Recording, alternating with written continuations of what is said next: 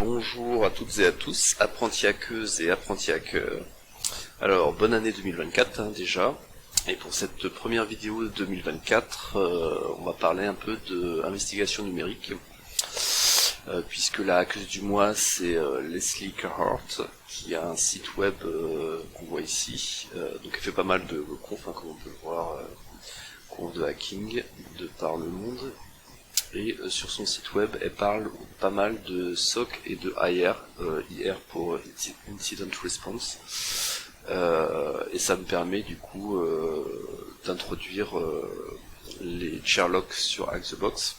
Donc évidemment, je mettrai le lien, comme à chaque fois sous la vidéo, de ce site web. Donc sur Hack the Box, on a ici, donc une fois que vous vous connectez, sur la gauche, il y a un nouvel élément qui est apparu qui s'appelle donc Sherlock. Et Sherlock, c'est donc, contrairement aux machines Hack the Box qui sortent chaque semaine, Sherlock ça sort chaque semaine aussi, je crois, si j'ai bien suivi. Mais ce n'est plus de l'offensif mais du défensif. Donc il va s'agir d'effectuer une investigation numérique pour comprendre ce qui s'est passé. Et donc j'ai choisi pour ce mois-ci l'investigation numérique TikTok, que j'ai appelé TikTok. Ah, vous êtes déjà entré. Puisque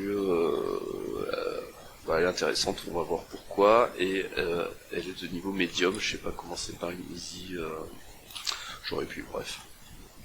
Mais avant d'entamer cette enquête, on va d'abord, je vais d'abord faire vite fait ma minute frime. Alors ma minute frime ce mois-ci, c'est le fait que je suis passé 17ème mondial, j'ai doublé MadBat 2 sur Witchal. Donc Witchal, je rappelle à chaque fois, le site qui agrège les scores d'un paquet de sites de challenge de hacking, dont Hack the Box et Root.me. Et oui, je voulais juste une petite info sur MadBat 2. J'aime beaucoup l'idée, comme d'ailleurs l'a fait des losers le premier ou la première du classement, de pas mettre de drapeau et de faire passer d'abord le fait qu'on est un citoyen du monde ou une citoyenne du monde avant la nation dans laquelle on habite. Et ensuite, après cette minute frime, j'ai un petit coup de gueule et on pourra démarrer l'enquête. Alors, pardon. Le petit coup de gueule, c'est sur PayPal. J'ai mis la capture ici, elle arrive. Donc PayPal a fermé mon compte le mois dernier, si je dis pas de bêtises, le temps passe vite. Et du coup, j'ai pas compris pourquoi. J'ai essayé de les contacter via le chat, via mail, via leur formulaire de discrimination. Et à chaque fois, ils me répondent, le compte a été fermé parce que ça respecte pas les conditions d'utilisation du service. Et du coup, je sais pas ce que j'ai fait qui fait que ça ne respecte pas les conditions du service. Mais je soupçonne que ce soit pas de mon côté le problème, mais soit c'est de mon côté que j'ai pas compris, ça peut aussi être le cas, mais soit ils veulent pas le dire et donc ils se cachent derrière le fait que c'est la CGU. Et du coup, qu'est-ce que ça veut dire derrière? Est-ce qu'ils utilisent de l'intelligence artificielle qu'ils maîtrisent pas et du coup ils ferment des comptes de manière un peu aléatoire? Est-ce que c'est une erreur métier? Parce que je sais pas si vous vous souvenez, mais si vous fouillez dans mes précédentes vidéos Hacksize, j'avais déjà eu mon compte Twitter qui avait été fermé par erreur.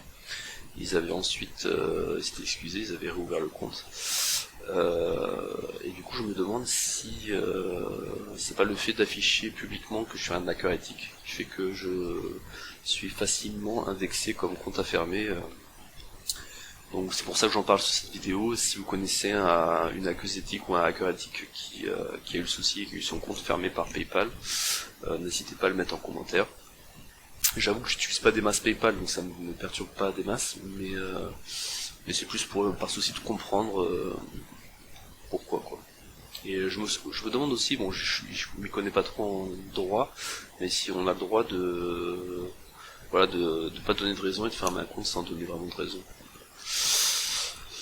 Voilà, c'était pour le coup de gueule du mois. Allez, on passe à l'investigation TikTok. Donc, sur cette investigation TikTok, on va récupérer un fichier zip. Alors, si je vous montre, on a d'abord un petit scénario, pardon. Donc, deux petites lignes qui disent que Gladys est une nouvelle employée de la compagnie. Elle a reçu un email, pardon, lui informant que des personnes du service informatique avaient besoin de prendre la main sur son PC pour corriger des choses. Et ils ont pris la main, ils ont fait des choses, et du coup, le service informatique s'est rendu compte qu'en vrai, c'était pas le service informatique, mais des personnes malveillantes, qui a donc attaqué l'entreprise Forella. Quand à côté de ça, donc, on a un fichier zip qu'on peut télécharger ici, chiffré avec le mot de passe qui est affiché ici. Et si on ouvre ce fichier zip, enfin qu'on le déchiffre et qu'on le dézip, on a ce collection avec un certain nombre de fichiers dont on va parler. Donc la première chose à dire, c'est que on va avoir besoin de Windows. J'en ai déjà parlé dans des précédentes vidéos, mais effectivement dans le monde du forensique. Donc je rappelle, le forensique c'est quoi? C'est l'application du principe de la science pour aider les décisions du monde juridique, donc pour condamner des crimes ou des non-respects de la loi. Et donc historiquement, évidemment, il n'y avait pas l'informatique, on faisait ça avec d'autres choses. Après, l'informatique est arrivée et les cybercrimes et autres cyberjoyeusetés sont arrivés. Donc maintenant, on a aussi besoin de l'informatique pour condamner les crimes et comprendre ce qui s'est passé lors d'une cyberattaque. Et donc, comme historiquement les forces de l'ordre, c'était pas bidouillé, c'était pas forcément leur cœur de métier, contrairement à l'offensif où à la base les hackers, la bidouille c'était un peu leur truc, donc ils sont plus démarrés sur Linux, alors que d'un point de vue force de l'ordre, ils avaient plus besoin de logiciels simples d'utilisation, et donc les développeurs de l'époque avaient fait des logiciels simples pour récupérer les preuves qui tournent sur Windows. Ce qui explique pourquoi il y a beaucoup plus d'outils sur Windows que sur Linux dans le monde du forensique. Mais pour l'instant, on va pas tout de suite utiliser Windows, on va rester sur du Linux et on va parcourir un peu ce qu'on a comme dossier et fichier fourni. Donc je vais carrément prendre un navigateur fichier, ça ira plus vite. Donc là on a différentes CSV et TXT, et on va sur le C, on se rend vite compte que du coup c'est un peu le contenu d'un lecteur C2 points sur Windows, puisqu'on a notamment la MFT, le dossier Windows classique, les users. Par contre, si on va sur Programme Data par exemple, on voit vite qu'il n'y a pas grand chose, donc on imagine qu'il n'y a pas tous les fichiers du disque dur, mais uniquement ceux qui ont été récupérés par l'outil de récupération. Et si on regarde, donc je vais pas répondre aux questions dans l'ordre ici, je vais plutôt faire un peu creuser ce qui se passe, et en creusant je vais trouver des réponses aux questions, et du coup ce sera pas dans l'ordre, mais peu importe, hein, le but de l'exercice est d'avoir les réponses à toutes les questions. Donc quand on regarde les fichiers fournis, moi j'ai commencé par users, parce que je trouve qu'en général, là globalement ce qui s'est passé, enfin ce qu'on a comme contexte, c'est que Gladys a fourni un accès à sa machine à des personnes malveillantes qui ont fait des choses. Donc on imagine que dans le répertoire Gladys, il peut y avoir des traces de ce qu'elle a fait et ce qui a été fait en son nom sur la machine. Donc on voit qu'on a les hives, en français les ruches de la base de registre, mais je crois que ça va pas servir pour cette enquête. Ensuite dans app data on a local roaming, on a quoi? On a Mozilla Firefox, donc on a un profil Firefox avec un historique de navigation qui peut être intéressant à creuser. Et dans Microsoft, on a Protect, on s'en fout un peu, on a surtout Recent, donc les choses qui ont été récemment exécutées à travers le Windows exécuté de la machine.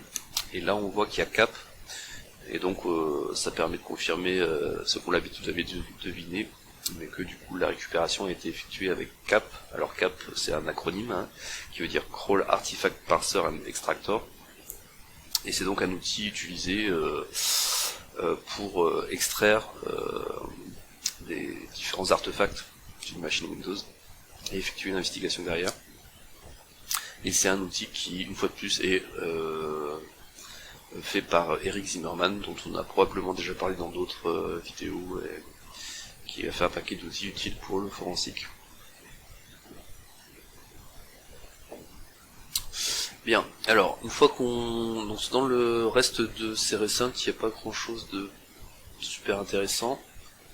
Si on va dans PowerShell, toujours dans le roaming, on voit qu'on a l'équivalent du .bash history sur Linux, donc en gros toutes les commandes qui ont été tapées, enfin pas toutes, en tout cas sur une session PowerShell. Donc si j'ouvre ce fichier, je vais faire plutôt un CTRL-C, on va aller ici, on va faire un more. On voit qu'il ne contient pas grand chose, il contient simplement l'exécution d'un script PowerShell qui s'appelle invoke time wizard. Et du coup ça permet déjà de répondre à une question. Si on a bien lu les questions avant de démarrer l'investigation, on voit qu'il y a une question qui parle de manipulation du temps. Ici ils disent quel est le nom du script de PowerShell utilisé par les attaquants pour manipuler le temps. Et si on tente ça comme réponse, bim, ça valide. Du coup, effectivement dans l'imprévu on n'aurait pas pu faire ça, valider que c'est ce qu'on cherchait. Mais dans cet exercice d'Xbox, ça permet de valider que ce script de PowerShell exécuté en tant que Gladys manipule le temps. On verra un peu plus en détail après. Donc, parfait, on a pu voir que l'historique PowerShell nous a aidé. Je crois que sur roaming, il n'y a plus grand chose d'intéressant.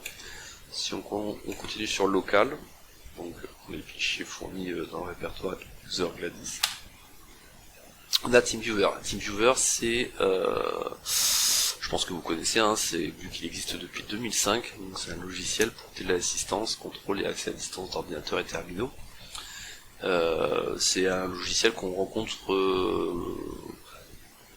assez souvent, enfin ça arrive quoi, on pourrait penser que c'est pas du tout utilisé dans le monde de l'entreprise, que nenni, ici c'est pas mal utilisé, enfin c'est utilisé, pas beaucoup, mais en tout cas je l'ai vu dans plusieurs audits, et du coup c'est un vecteur qui a pu être utilisé ici, vu que le scénario c'est que les personnes malveillantes ont pris la main sur le poste de Gladys en l'ayant au téléphone.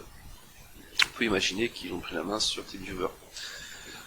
Évidemment le plus simple c'est de demander à Gladys, hein, mais là comme on n'a pas la possibilité de lui demander, on va regarder un peu ce qu'il y a dans ce TeamViewer.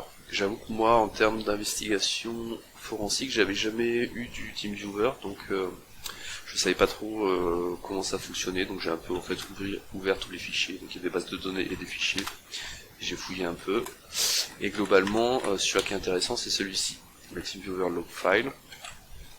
Donc si j'affiche avec un more, on voit donc qu'il y a pas mal de choses loguées par TeamViewer, et il y a pas mal de choses intéressantes. Il y a à 11h35 et 27 secondes et 435 centièmes de seconde, ici, on voit qu'il y a une session qui est démarrée. Et si on va à 11h35, 31 secondes et 669 nanosecondes, je sais pas, millisecondes plutôt, on voit qu'il y a une authentification full et il y a une confirmation utilisateur. Donc sur TeamViewer par défaut, je sais plus si c'est par défaut, en tout cas il y a une configuration qui permet de faire demander une validation d'utilisateur avant que quelqu'un se connecte.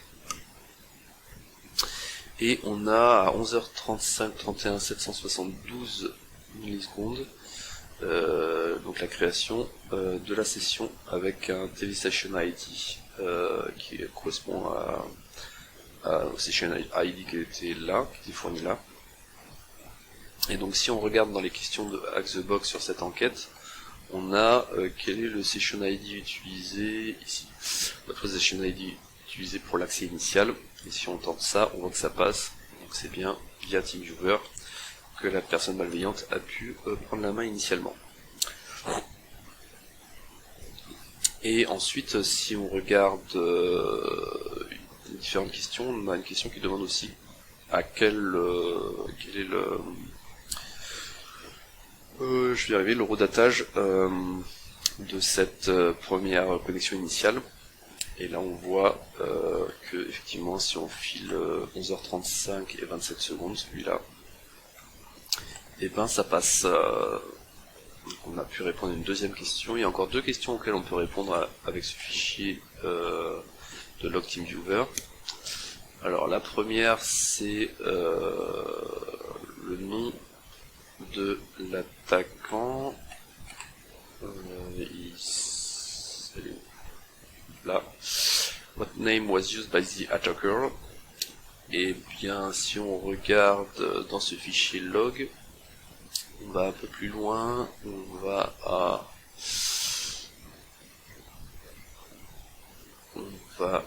11h35, 31 secondes et 958, c'est ici.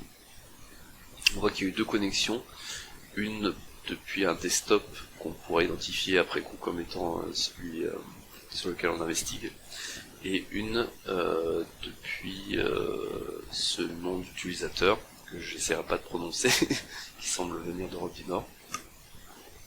En tout cas, quand on tente cette réponse sur la tâche 4, ça passe.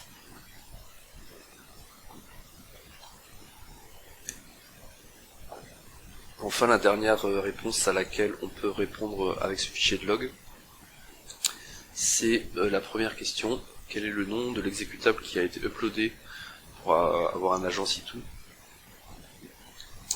Et on a la réponse dans ce même fichier de log à 11h21 et 30 secondes. Et c'est là qu'on va découvrir, enfin, on s'en doutait un peu, qu'il y a des modifications de timestamp.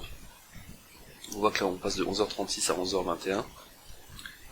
Et si on va plus loin, on voit par exemple ici qu'on passe de 12h57 à 11h12. Donc l'eurodatage de ce fichier n'est pas fiable, suite, imagine, à l'utilisation du script par les personnes malveillantes pour modifier l'eurodatage, par l'heure. Mais ça nous permet quand même de voir ce qui s'est passé sur la machine, même si l'eurodatage n'est pas forcément pertinent. Et donc à 11h21, donc on ne sait pas si c'est 11h21 en vrai, mais en tout cas à un moment sur la machine, il y a eu 11h21 et 34 secondes ici. On voit que un fichier merlin.exe a été écrit et uploadé à travers cette session viewer. Donc merlin.exe peut être la réponse attendue, et quand on attend que ça passe, c'est bien merlin.exe, l'agent situ qui a été uploadé. Bien, donc maintenant qu'on a pas mal creusé l'utilisateur Gladys, je crois que de mémoire il n'y a plus grand chose à récupérer à ce niveau-là. Le deuxième endroit qui est intéressant à regarder, c'est le répertoire Windows. Pourquoi le répertoire Windows? Puisque dans le répertoire Windows, on a évidemment, vous l'avez sur le bout des lèvres, les logs. Le système 32, WinMT, logs, donc les journaux, système et autres de Windows.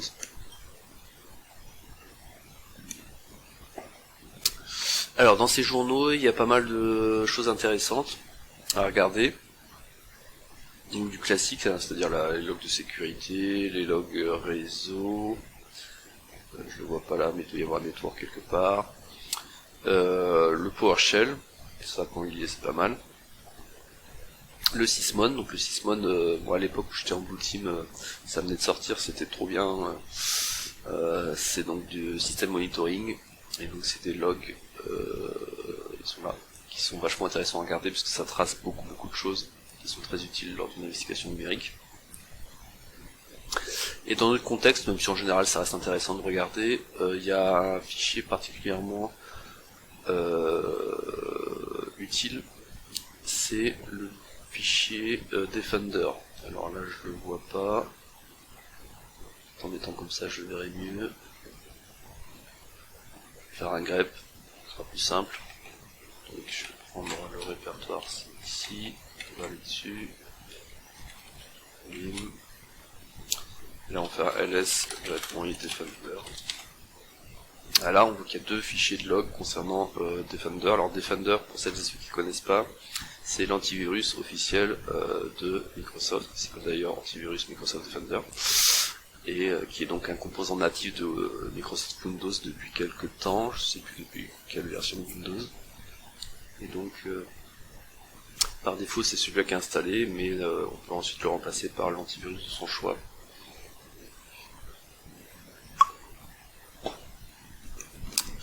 Ok, Alors, maintenant qu'on a vu ça, on peut le voir aussi que c'est des fichiers en .evtx, et si on essaie de faire un more de celui-là par exemple, on voit vite que c'est du format binaire pas vraiment lisible, donc il faut d'abord parser ces fichiers. Alors pour les parser, on peut utiliser un certain nombre d'outils. Moi je vais utiliser l'outil EVTX ECMD, encore un outil d'Eric Zimmerman, qui permet donc de parser les fichiers EVTX dans un autre format. On peut les parser en CSV, en JSON. Nous on va le faire en JSON. Donc sur cette machine Windows, cette VM Windows, j'ai mis le fameux .zip qui est fourni pour l'enquête. Je l'ai déjà dézippé, on a la sortie ici. Et donc je vais utiliser EVTX avec une longue commande que j'ai la flemme de taper, donc j'espère que le copier-coller va passer.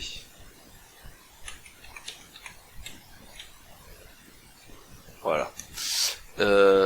Donc on lance l'exécutable, on lui dit que on veut parser le répertoire log qui est ici, avec tous ces fichiers .evtx, et on veut que la sortie soit au format JSON, et on va la mettre dans le répertoire courant.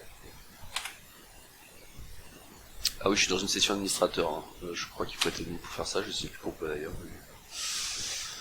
Et donc là ça crache beaucoup de choses, donc ça parse les fichiers un par un, .evtx, ça génère pas mal d'erreurs, on pourra regarder si besoin. Ça nous met un peu aussi les event ID que ça récupère dans chaque journal. Et une fois que ça a fini, ça nous a pondu un fichier ici, .json, qui contient donc tous ces logs. Par facilité, je vais l'appeler output.json, puisque comme on va beaucoup taper le truc, et pour éviter de taper ce nom un peu alambiqué, ce sera plus rapide. Ok, cool, donc ce fichier, je le déplace, parce que là je suis dans ma VM Windows et j'ai envie de le parser sur Linux, enfin de jouer avec sur Linux. Donc je vais le mettre sur mon partage qui est challenge avec the box TikTok. On va le mettre là. Et du coup en mettant là, si je ne me trompe pas, si je viens là, tac. Voilà, j'ai cet output.json dans le répertoire qu'on va pouvoir investiguer depuis cette machine Linux. Donc première chose, enfin on peut partir un peu dans tous les sens, là il y a pas mal de choses à regarder. En tout cas, celle que moi j'ai regardée à ce moment-là, c'était l'histoire du Time Wizard. Donc le fait que on a un script PowerShell qui joue à modifier le temps. Donc ce script PowerShell, est-ce qu'on le voit apparaître quelque part dans les logs? Et pour cela, je fais cette commande. Donc JQ pour jouer avec le format JSON, pour un affichage propre.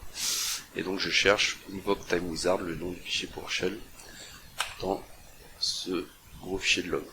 On voit que il apparaît deux fois. Donc on voit dans le TeamViewer, dans les logs sysmon, donc les fameux logs sysmon. Et la deuxième ligne, pareil. C'est la création du process qui crée ce fichier. Voilà, donc ça c'est première chose. Ensuite, si on creuse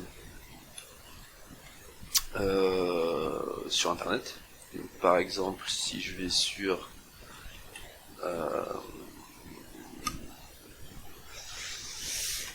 ce site de Microsoft, on voit que l'event ID de quand on change le temps d'un système, c'est l'event ID 4616. Donc 4616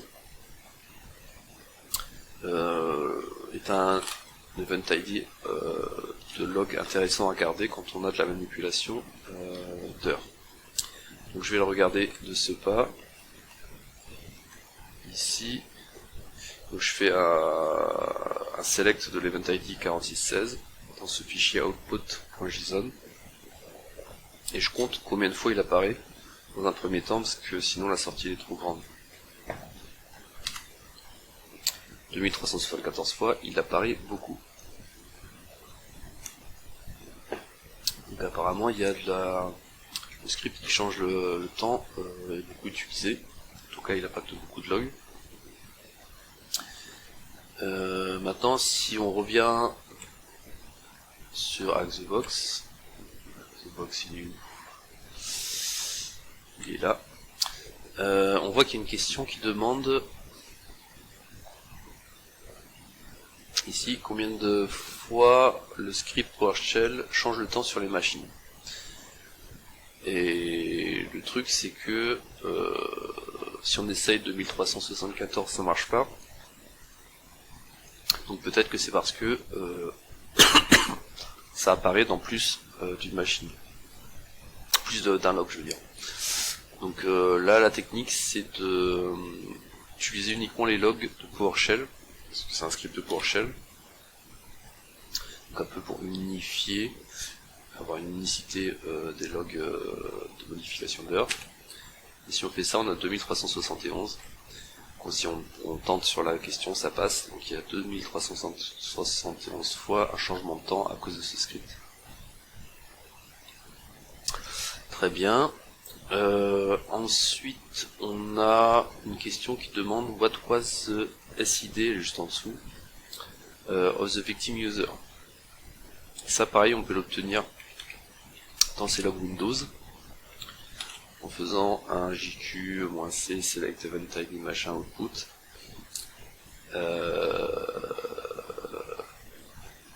Bon, en fait, c'est la commande qu'on vient de faire. C'est juste que je fais plus un WC-L mais je fais un more et c'est parce que donc du coup toutes ces modifications de temps c'est dans un log Windows qui nous permet de récupérer le SID. Le SID il est là et donc si on fait un copier-coller de ça ici ça passe. Donc là, le changement de temps, les logs de changement de temps sur les machines, quand on prend le SID on a le SID de la victime demandé. Parfait. Il nous reste plus beaucoup de questions. 1, 2, 3 questions si je ne me trompe pas. On a une question sur à laquelle on n'a pas encore répondu qui est quel IP est utilisé par le C2. Donc le C2 comme on l'a vu plus haut, la première question c'est merlin.exe. Donc si on regarde un peu les logs qui concernent merlin.exe et qu'on les compte, donc toujours même technique, hein, on voit qu'il y en a 379, c'est pas énorme, on pourrait presque les regarder à la main. Après, comme je suis un flemmard et que je sais que la question c'est les logs, c'est l'adresse IP de destination utilisée par merlin.exe. On peut juste simplement faire un grep avec destination IP. Et là on voit que la destination IP c'est tout le temps la même, c'est 5256 142 81. Et si on la met sur la question ici, ça passe. Parfait.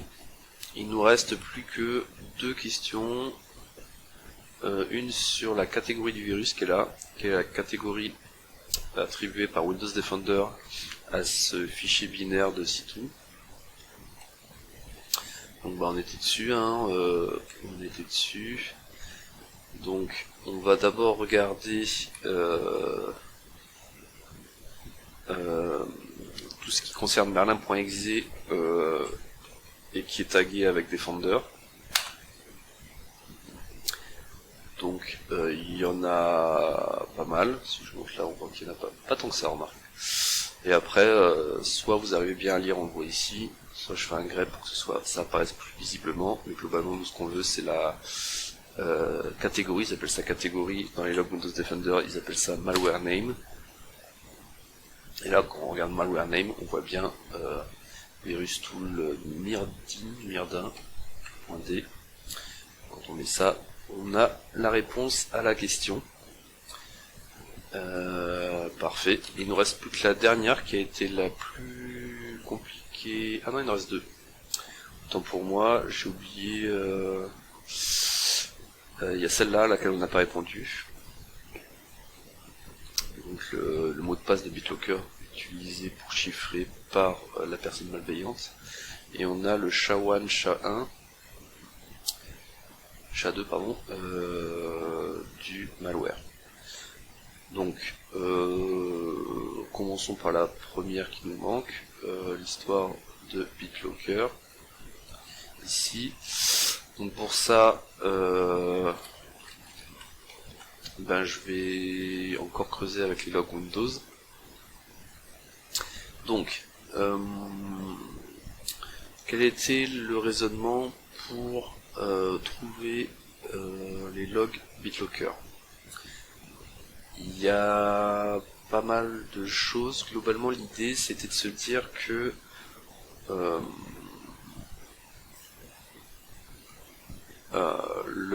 l'action malveillante, elle est faite avec le logiciel, via le logiciel Merlin. Et ce logiciel Merlin, il est créé à un moment, il a un numéro de process. Donc l'idée c'est d'identifier le numéro de process de ce logiciel Merlin. Donc, si je fais une recherche de process creation sur tous les journaux Windows de cette machine, on voit que j'en ai que 296, c'est pas énorme. Donc je peux les parser à la main, mais je peux aussi utiliser la trick, l'astuce qui est de regarder d'abord ce qui a été exécuté dans un cmd.exe. Pourquoi? Parce qu'on a vu que le PowerShell avait été lancé et avait lancé la commande invoke time wizard. Donc ça peut être intéressant de voir ce que les personnes malveillantes ont fait depuis un cmd.exe. Et là, quand on grep là-dessus, on voit qu'il n'y en a pas beaucoup, il n'y en a que 1, 2, 3, 4, 5, 6, 7. Donc il y a des choses légitimes, les deux premières c'est plutôt legit, la dernière on sait pas trop, si l'avant-dernière on sait que c'est legit, c'est cap. Par contre là il y a trois choses qui semblent moins legit, surtout quand on fait de l'offensif, c'est du dump de LSAS, qui semble être une action clairement malveillante, c'est rarement quelque chose qu'on fait dans une administration classique d'une machine Windows. Donc LSAS, le processus qui gère l'authentification sur Windows, et en général on dump, les personnes malveillantes dump, ou les pentesters dump le processus LSAS pour essayer de récupérer des identifiants qui seraient dans la mémoire de la machine. Ok, donc à partir de là, je vais regarder un peu ce qu'on peut trouver sur du LSAS dump et sur ces deux points temp, comme on peut le voir ici. Hop. Donc je fais le grep qui va bien. Je remonte ici, je fais un grep pour le ces deux points temp. Et je récupère ces 2, 3, 4 entrées de log qui sont intéressantes. Ce qu'on peut faire, c'est regarder dans ces entrées de log le parent process ID, focaliser là-dessus on va dire. Donc on voit que ces 4 entrées de log qui semblent être malveillantes, comme parent process ID 57 68 23 92 1992 et c'est tout. Donc on a 3 parent process ID, donc a priori pardon, a priori c'est pas Merlin, il y a peut-être plusieurs instances de Merlin.exe. En vrai là je la fais en mode CTF pour aller plus vite, mais si on creuse bien l'investigation, on voit en amont En creusant bien merlin.exe, on voit qu'il y a plusieurs instances de merlin.exe qui ont été lancées. Plusieurs instances dans le sens, le process a été lancé plusieurs fois, ce qui a généré différents PID. Mais du coup, si on parse ces activités de processus, en gros, on regarde toutes les activités qui ont été faites par ce process 1992. Donc je fais un select payload data blam blam boom contains parents ID 1992. Et là, on voit que ce process qui semble malveillant, c'est bien merlin.exe. Il a bien fait le fameux mini-dump. Ok, et là on voit que cette instance-là, elle n'a pas fait grand-chose d'autre que ce mini-dump. Donc, je tente de regarder le suivant. On avait 1992, on avait 5768. Allons-y pour regarder le 5768. Et là, le 5768, c'est plus du mini-dump. Donc ça crée un répertoire temp. Et ça lance du PowerShell avec du binaire, du base64 encoded. Donc si on essaie de regarder ce que c'est ce truc, donc je fais un base64-d pour décoder le base64. Et il aime pas parce que j'ai mis un espace. On voit que il y a une secure string really long password qui est mis dans une variable secure string. Et qu'ensuite on active le chiffrement avec BitLocker avec ce mot de passe. Donc on tombe sur la réponse attendue par HackTheBox. Quel est le mot de passe utilisé pour le chiffrement avec BitLocker? C'est really long password. Parfait, il ne nous reste plus qu'une question, le SHA-1 et le SHA-2.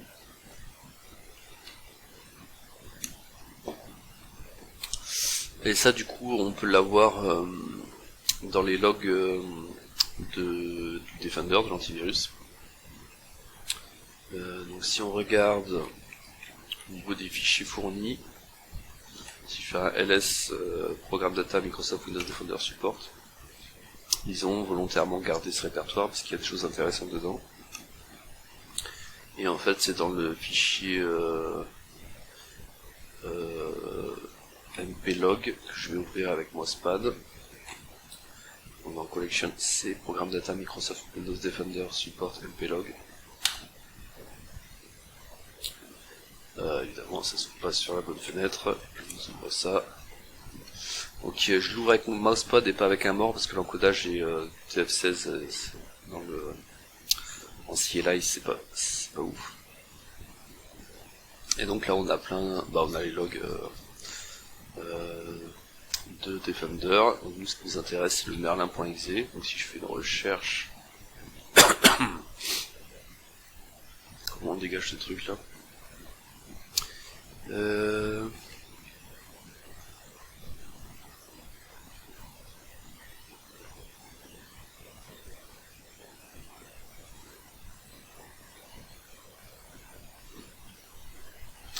va pas le dégager apparemment.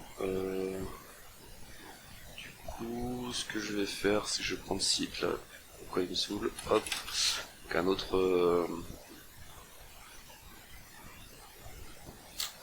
éditeur de texte. Et avec site, non c'est pas mieux.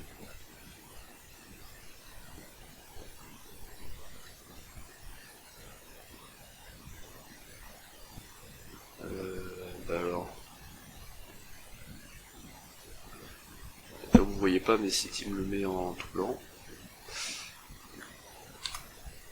Mousepad reste mieux sur la gestion du TF, sinon il faudrait convertir le TF16.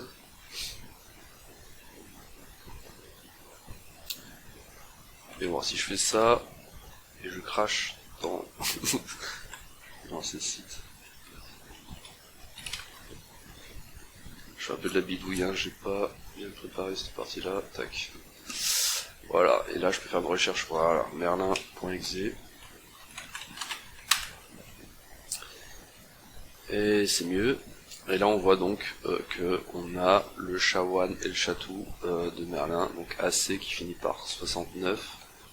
Si je regarde dans la question, AC qui finit par 69, et 42 qui finit par B9, 42 qui finit par B9, donc c'est bien ces deux H là qui sont attendus, qui permettent de connaître la signature du fichier contenant le malware C2. Ben voilà, on arrive au bout de l'exercice. On a répondu à 11 tâches. J'espère que vous avez appris des choses. N'hésitez pas à laisser des commentaires. Et je vous dis à la fois prochaine pour faire un pas de plus vers le niveau hacking de Lisbeth Salander.